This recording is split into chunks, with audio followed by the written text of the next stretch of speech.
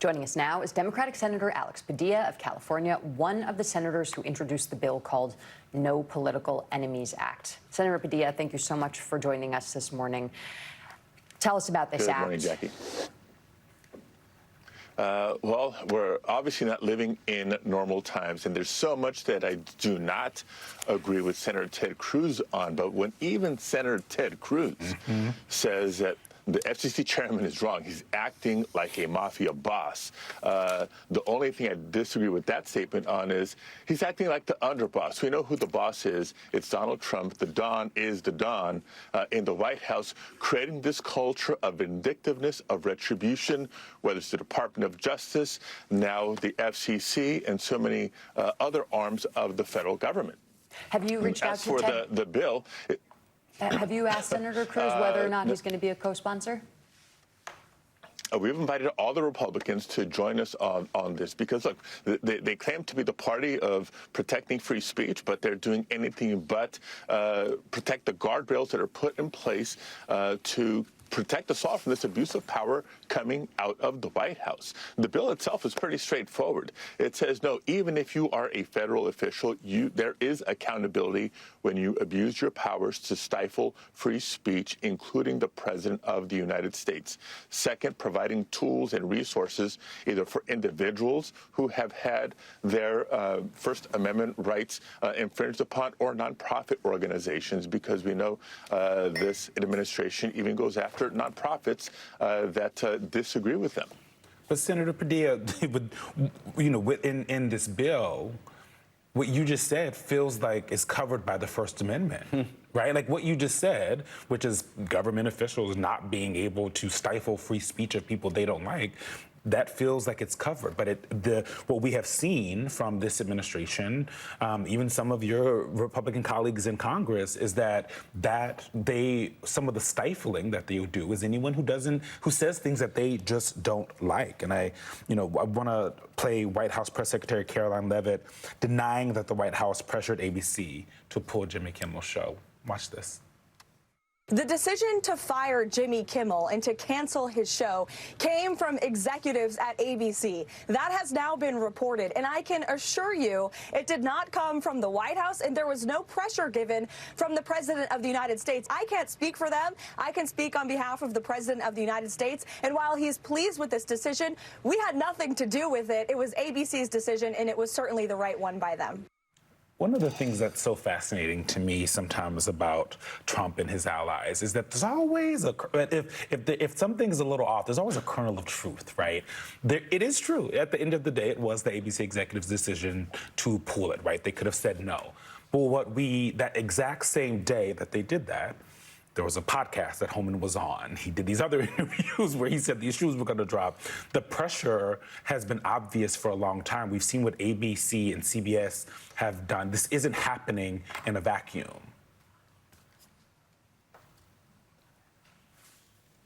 Exactly. It's in the wake of, again, back to Chairman Carter, we can do this the easy way or we can do this the hard way. What's that implying? Clearly on behalf of the administration. But there's a bigger context too, right? It's not just Jimmy Kimmel, it's not just ABC, it's not just Stephen Colbert, it's not just television personalities.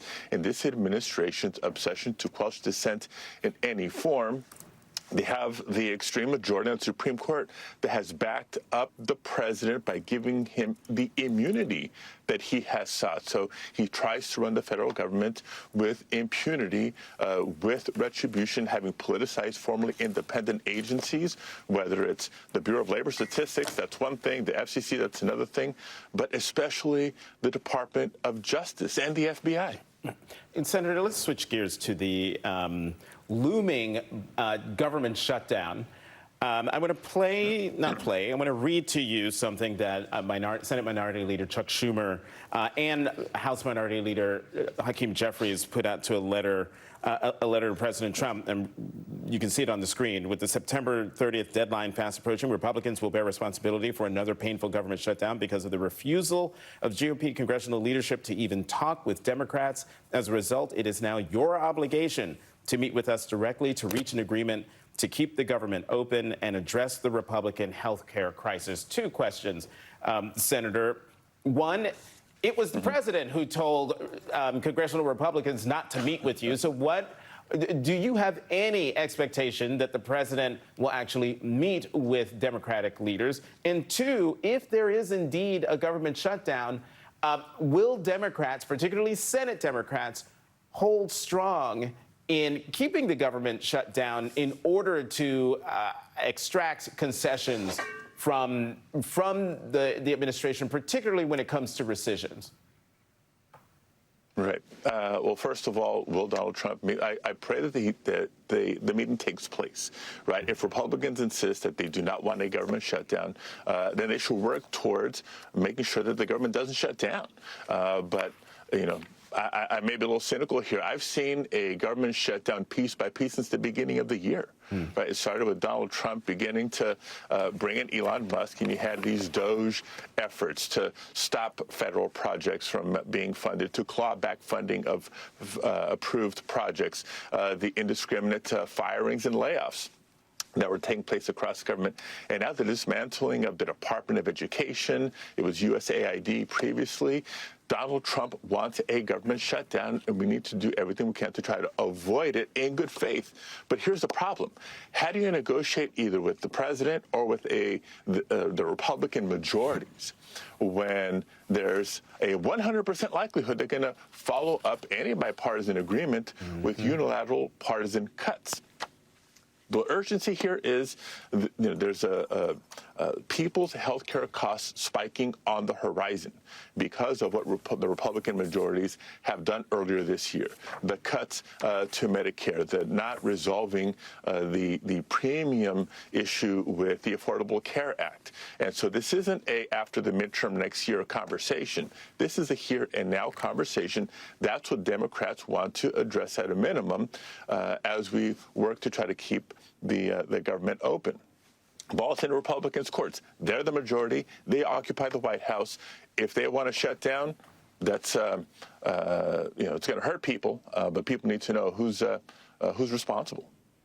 Senator Padilla, your former colleague who's coming on our show later today, Senator Joe Manchin, in his book is rehashing his breakup with the Democratic Party. He went on Bill Maher 2 nights ago and said that he believed it was as simple as meeting with Donald Trump in order to do things like avoiding a government shutdown, that just appealing to him face-to-face would be the solution to all of Democrats' issues. Is that a take that you agree with? Do you think Democrats just need to sit down with Donald Trump to hash this out? Look, I think under normal times, Democrats meeting, whether it's our Republican colleagues in the Senate, in Congress more broadly, or Republican president, would be constructive, would be productive.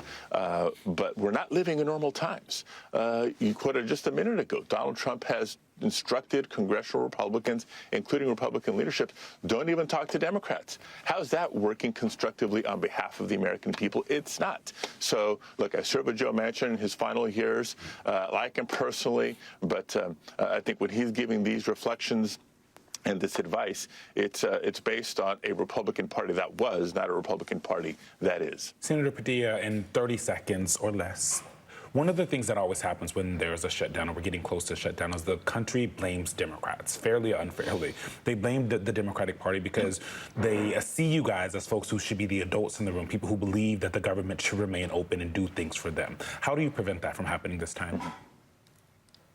Yeah, well, I think we got to continue to be out there to explain what's at stake and what's going on. Nobody wants a government shutdown. Democrats don't want a government shutdown. We put on the table a plan which, by the way, got more votes on the Senate floor than the Republican plan to keep the federal government functioning and address this health care cliff that I was talking about a minute ago. Republicans voted it down. So that tells you a whole heck of a lot. But the other consideration here is, look, we know who gets hurt the most in a government shutdown. That's why we're trying to avoid it. But we also cannot just agree to any plan the Republicans put in front of us to keep the government open, because look at what they've been doing with the powers that they've had thus far this year. We can't further enable this out-of-control president and his administration from violating the Constitution and their oath of office in so many ways, whether it's gutting people's health care, access to reproductive care, Look at the violation of civil rights, not just through this indiscriminate immigration, mass deportation agendas that they're executing, but the militarization of cities across the country. This is one point of leverage that we can take to try to rein the administration back in, and it's time for the Republican majority in Congress to join us in doing so. Senator Alex Padilla, thank you so much for coming on The Weekend.